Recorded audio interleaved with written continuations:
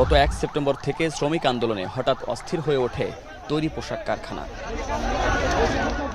গাজীপুর, আশুলিয়া ও সাভারে বেশ কয়েকটি পোশাক কারখানায় হামলা ও ভাঙচুর চালানো হয়। এতে বন্ধ ঘোষণা করা হয় কারখানা। তবে সোমবার রাত থেকেই সেনাবাহিনী সহ যৌথ বাহিনীর অভিযানের পর পরিস্থিতি নিয়ন্ত্রণে আসলেও বুধবার সকালে আবারও অস্থির হয়ে ওঠে শিল্প এলাকা। পরিস্থিতি নিয়ন্ত্রণে শতাধিক পোশাক কারখানা বন্ধ রাখা হয়। হঠাৎ তৈরি পোশাক কারখানায় অস্থিরতার নেপথ্যে কি?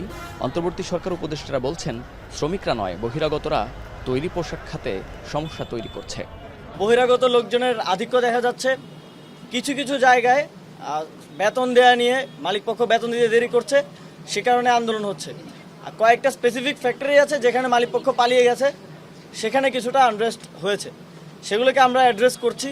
সেগুলোর জন্য সরকার সফট লোনের ঘোষণা দিয়েছে এবং সেটার পরিধি আরও বৃদ্ধি করা হবে। প্রকৃত শ্রমিকরা এই ধরনের কোনো বিশৃঙ্খলা তৈরি করছে না, কারণ ওইটাই যে যেখানে তার জীবিকা সেখানে সে নষ্ট করবে না। তাহলে এটা যদি নষ্ট হয়, বাংলাদেশে ফরেন কারেন্সি আর্নিং বন্ধ হয়ে যাবে, লোকাল ইন্ডাস্ট্রি নষ্ট হয়ে যাবে, তাহলে আমাদের কার লাভ হবে? পোশাক শিল্পে অস্থিরতার পিছনে আওয়ামী লীগের পাশাপাশি বিএনপি নেতাদেরও সংশ্লিষ্টতা পাওয়া গেছে বলে জানান তারা। ঝুট ব্যবসা নিয়ে যারা সন্ত্রাস করছে তাদের গ্রেফতার করা হবে বলে সাফ জানান শ্রম উপদেষ্টা। যারা ঝুট ব্যবসা নিয়ে সন্ত্রাস করছে সেখানে, এবং যারা বিভিন্ন আওয়ামী লীগের লোকেরা যেই সিন্ডিকেটগুলো সামলাতো তারা তো সেগুলো ছেড়ে চলে গেছে। এখন যারা দখলের পায়তারা করছে এবং এসে সেখানে সন্ত্রাস করছে তাদেরকে, এবং যারা বহিরাগত আছে তাদের বিরুদ্ধে সরকার কঠোর ব্যবস্থা নেবে। বুধবার সচিবালয়ে তৈরি পোশাক খাতের অস্থিরতা নিয়ে জরুরি বৈঠক করেন ৭ উপদেষ্টা সহ আইনশৃঙ্খলা বাহিনীর ঊর্ধ্বতনরা। এ সময় যারা অন্যায় ও অস্থিরতা তৈরি করতে চায় তাদেরকে কোনো ছাড় দেয়া হবে না বলে অবস্থান স্পষ্ট করেন সবাই। পরে আইজিপি জানান, যৌথ অভিযানে অসংখ্য অবৈধ অস্ত্র পাওয়া গেছে।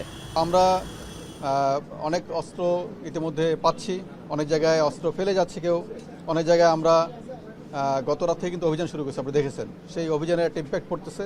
আমরা আশা করি যে একটা ভালো ফলাফল আমরা দিতে পারবো।